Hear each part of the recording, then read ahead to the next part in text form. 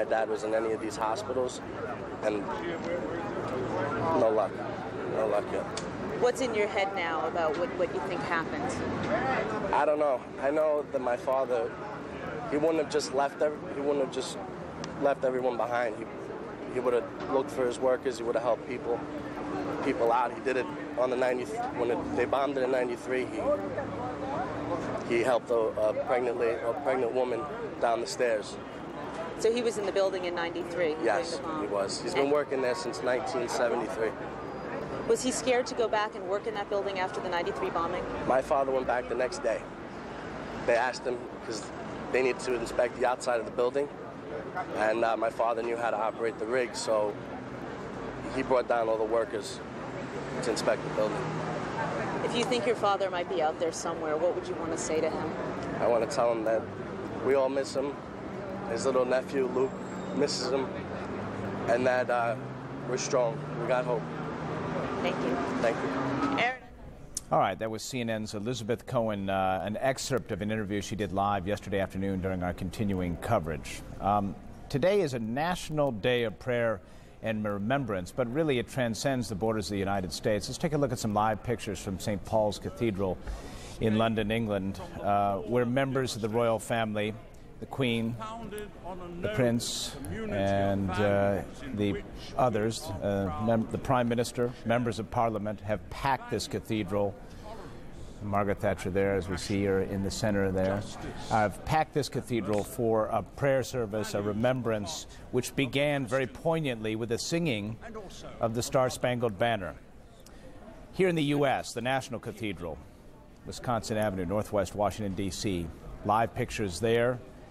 A noontime service is planned. The President will be in attendance, as well as members of Congress. Once again, another opportunity to share our grief.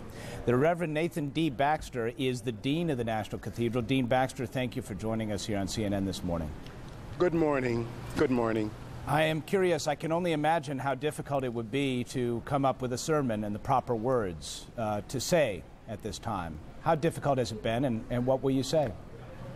Well, actually, Billy Graham, who is very much America's pastor, will be the preacher for the service. I will be leading the prayers, and in the prayers we are gathered together to know that our faith can sustain us in this time of the beginning of our healing.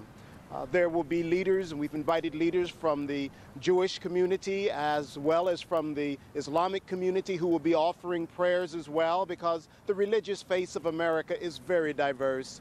Our president will also be sharing in the prayers as well. So this will be a gathering in which, with the president, we will all be praying for the healing of our nation and for wisdom as we determine the right things to do for our national security. Well, Dean Baxter, you bring up that issue, and inevitably that leads to the issue of vengeance and retribution. How do you interpret the Bible? How do you interpret your faith as it relates to calls for vengeance? Well, I believe that vengeance never serves the purpose of ultimate justice or peace. Sometimes we must take actions that will root out those who have acted in evil ways, but at the same time it must be done in a reasoned, measured, and responsible way that asks how can we do this in such a way that it will ultimately bring security and healing. So therefore, when we pray, when we are mindful of our own faith, and of course many of our national leaders are people of faith, it helps us to be balanced, and it helps us not to respond simply out of anger and out of rage.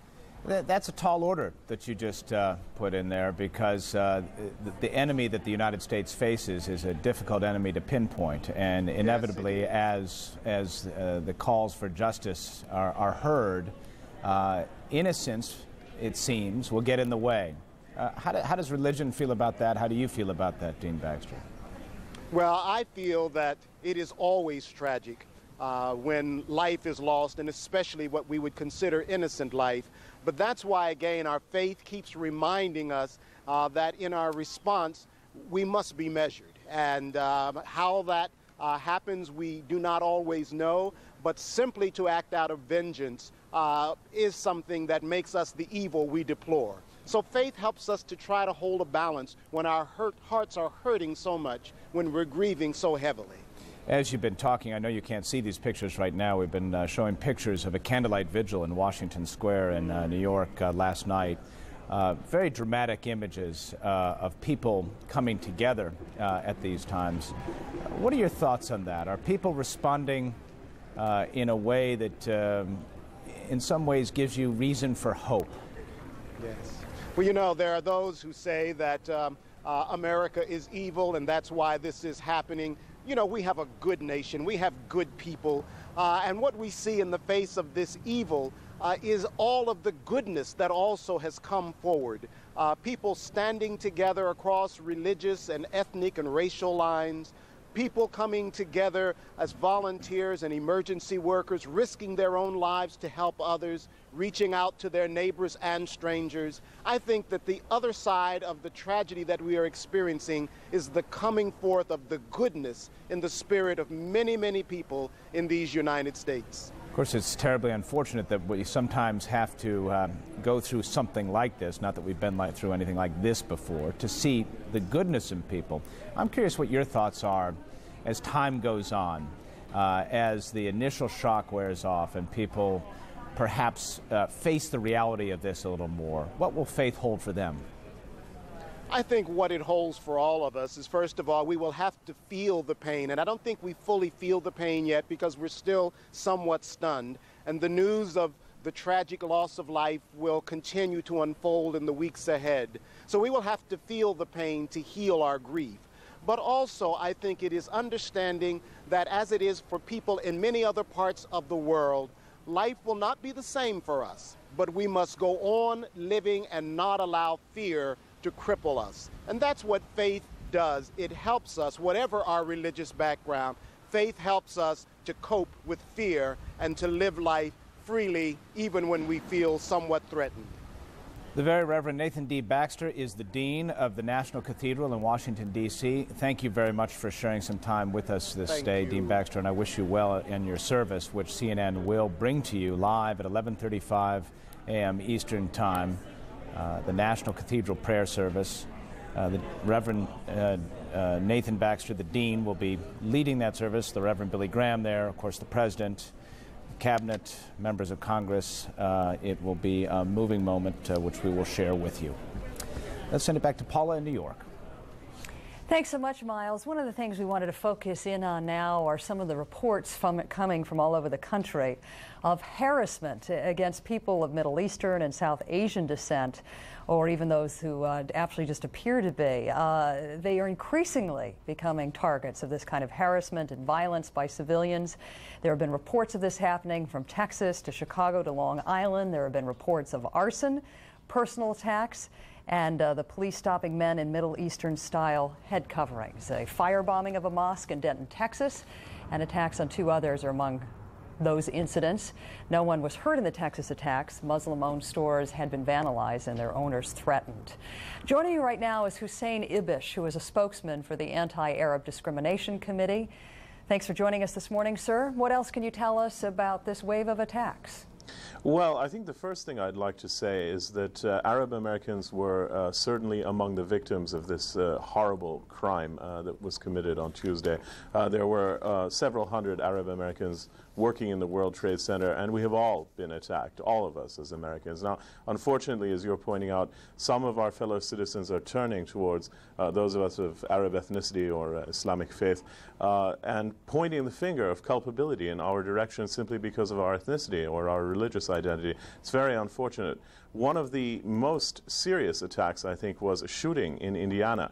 Masked men entered a gas station and opened fire on 2 Yemeni American clerks there, and thankfully they were behind bulletproof glass, and so they weren't hurt, but I think it was kind of very fortunate that they weren't hurt. And what I can tell you about the attacks is that we had over 30 documented cases of physical violence on Wednesday alone. Yesterday, the number of attacks became, I think, countless, and we're still working very hard to corroborate and tally those attacks. But basically, people are being harassed and assaulted and beaten all over the country. No one has died yet, and I certainly hope that that doesn't happen. But it's still the case that too many Americans are channeling their understandable rage, a rage we all feel, against fellow citizens at a time when we should all be coming together to deal with this national nightmare. Let me ask you this.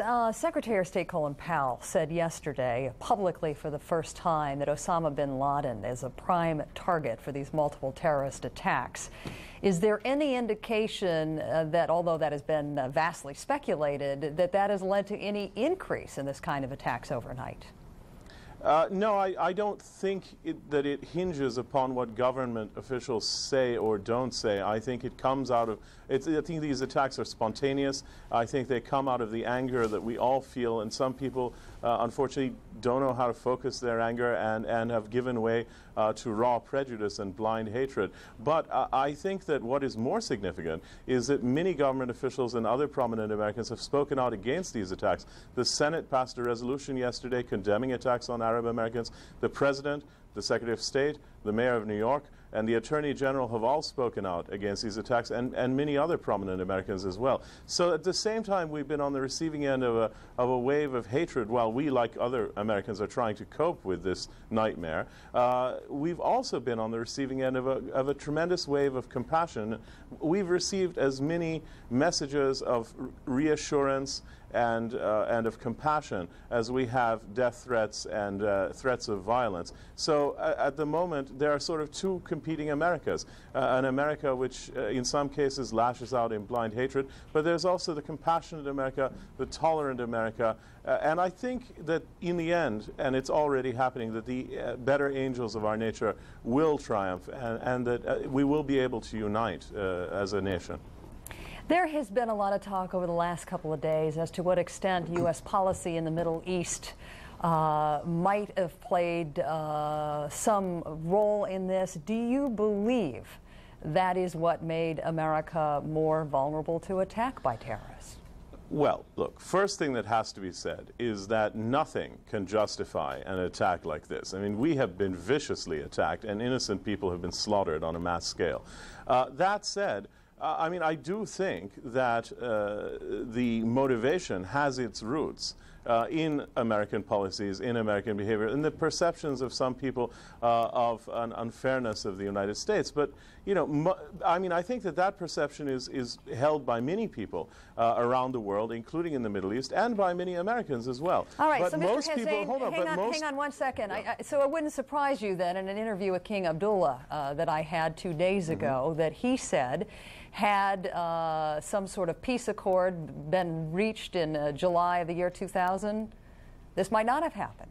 Oh, I don't think so. I don't think that this is really rooted in the Israeli-Palestinian conflict. I think if it is the handiwork of Mr. bin Laden and people like him based in Afghanistan, then it's probably much more linked to the American presence in the Persian Gulf and the American military presence and the role the United States plays in the Persian Gulf region, and not very much to do with the Israeli-Palestinian issue. The point is that, you know, there's nothing that can justify these attacks. At a certain point, we probably do need to revisit our policies, but I think that, you know, we have to separate a criminal act which might be motivated by some objection to our policies, and real criticism of the policies that are legitimate. And there's a world of difference between the two, and we can't just lump it all together. We're going to have to leave it there for this morning. Hussein Ibish, thank you very much for your time. Appreciate your dropping by. It's great to see you again. Thanks. Wanted to quickly bring you up to date on what is happening in New York City at this hour. Rescue efforts underway. The rain, kind of a double-edged sword here. In some ways, it is helping to keep down the dust, but the water is making the ash and debris very slippery. The New York City sanitation crews have been making a big push to clean the Wall Street area for Monday's reopening of the stock market. There, of course, will be limited bond trading, or limited bond trading resumed yesterday. Most of the major markets expected to open on Monday. One of the things we continue to see in New York City is the outpouring of support of New Yorkers who want to help in any way they can. Joining us right now is Michael Oku, one of our CNN correspondents, who is down at the Jacob Javits Center, where I understand many hundreds of people are lined up to do what they can to pitch in. Tell us about that, Michael. That's right, Paula. It's amazing. Day number 4 and the nightmare continues. And one of the things that makes it a little bit more